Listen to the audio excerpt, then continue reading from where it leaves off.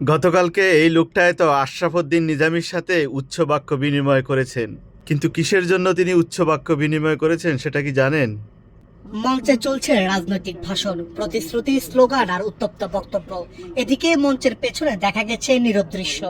জুলাইয়ে সন্তান হারানো এক বাবা ভিড়ের মাঝে নিঃশব্দে চোখের জল লুকিয়ে রাখার চেষ্টা করছেন।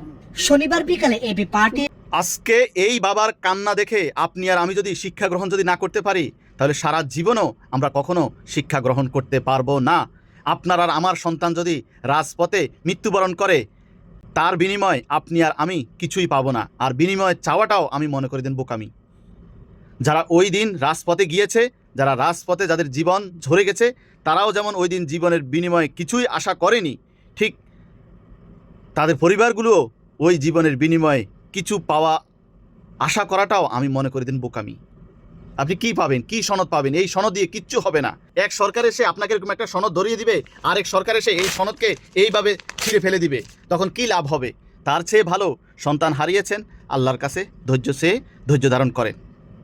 ভবিষ্যতে আপনার আর আমার মতন কারো সন্তান যেন এই রাস্তায় জীবন যেন অন্তত না দিতে হয়।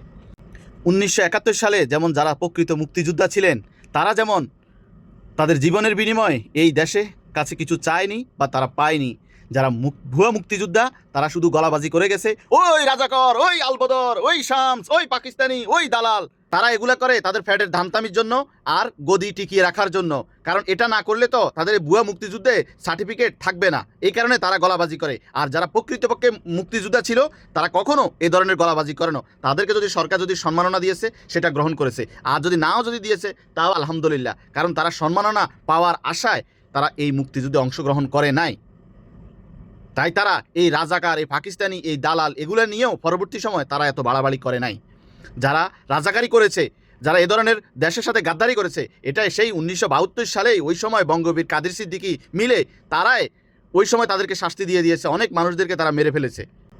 এর পরবর্তী সময়ে হয়তো কোনো সরকার এসে কেউ কোনো যদি রাজাকার যদি থেকেও থাকে তাকে ক্ষমা করে দিয়েছে। আজকে 2026 সালে এসে আপনি আর আমি যদি দেশের জন্য সঠিক কথা বলি, তাও আপনি আর আমি রাজাকার। তাহলে রাজাকার কে? আর রাজাকার নিয়ে অপমান বোধ করার মতো তো আর কিছুই নেই, কারণ ওই দিনে তো সবাই বলে দিয়েছে তুমি কে আমি কে, রাজাকার রাজাকার। তাহলে রাজাকার তো এখন হচ্ছে যেটা অহংকারের বিষয়, গর্বের বিষয়। রাজাকার এখন একটা হচ্ছে মুক্তিযোদ্ধা। ওই দিনে তো সারা বাংলাদেশে তুমি কে আমি কে রাজাকারের শব্দে কম্পনে কম্পিত হয়ে গেছে। তাহলে তো সবাই রাজাকার, তাহলে তো আর কেউ তো আর মুক্তিযোদ্ধা নাই, এখন সবাই রাজাকার। আবার উল্টে আর কিসের রাজাকার নিয়ে তো বাড়াবাড়ি, হাস্যকর। এটা হাস্যকর।